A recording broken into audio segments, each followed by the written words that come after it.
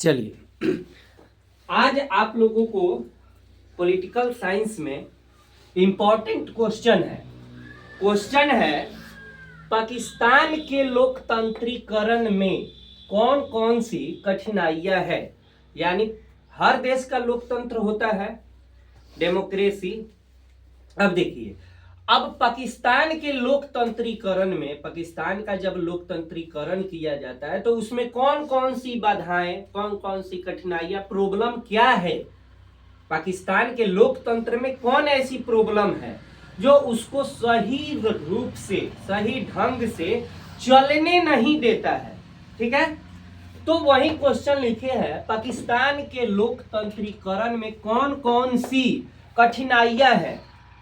तो इसमें हम कुछ कठिनाइयों को चिन्हित किए हैं, पॉइंटेड करके लिखे हैं, जिसमें पहला है सेना।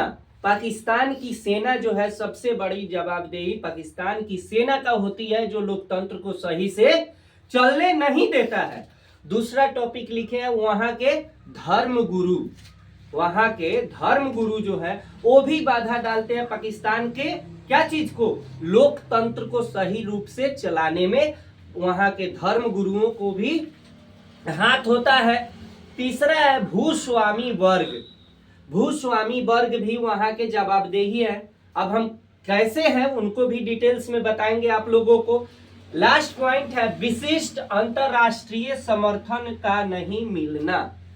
पाकिस्तान जो है एक ऐसा देश है जो अंतरराष्ट्रीय पटल पे, विश्व पटल पे उसका कोई महत्व ही नहीं है, जिससे अनेकों देश, संसार में अनेकों देश, विश्व के कोई भी देश उसको विशेष रूप से एक्सेप्ट नहीं करता है, समर्थन ही नहीं देगा। तो लोकतंत्र कैसे चलेगा। लोकतंत्र चलाने के लिए हर एंगल से सुदृढ़ होना चाहिए लोकतंत्र को।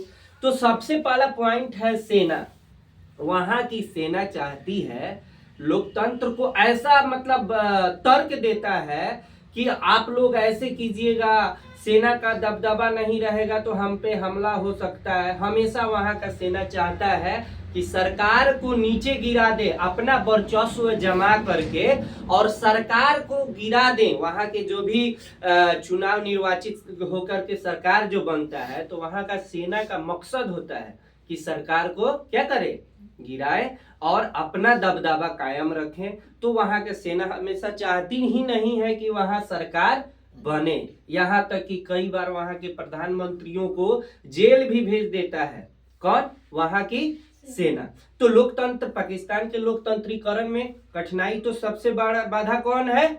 वहां की सेना। दूसरा टॉपिक धर्मगुरु। धर्मगुरु जो है वहां के नहीं चाहते कि सरकार सही से चले। अपना दबदबा बनाने के लिए अनेकों संगठन तैयार करते हैं, खड़ा करते हैं। आतंकवाद को बढ़ावा देना वहां के धर्मगुरुओं का काम होता है। आतंकवाद को बढ़ावा देंगे तो कहां से सरकार चलेगी। जगह जगह धरना प्रदर्शन, सरकार के खिलाफ में विरोध प्रदर्शन होगा तो सरकार सुदृढ़ रूप से चलेगी? नहीं चल सकती है। सरकार चलाने के लिए सबका एकमत, सबका समर्थन होना चाहिए। तो वहां के धर्मगुरु भी सबसे बड़ा बाधा है लोकतंत्र के लिए। भूस्वामी वर्ग, वहां के बड़े बड़े सेठ साहब लोग, वो लोग भी नहीं चाहते हैं कि सरकार के अधीन में रहें और सरकार के नियम सब कोई, यानी अपना वर्चस्व जमाने के लिए। तो भूस्वामी वर्ग भी हो गया।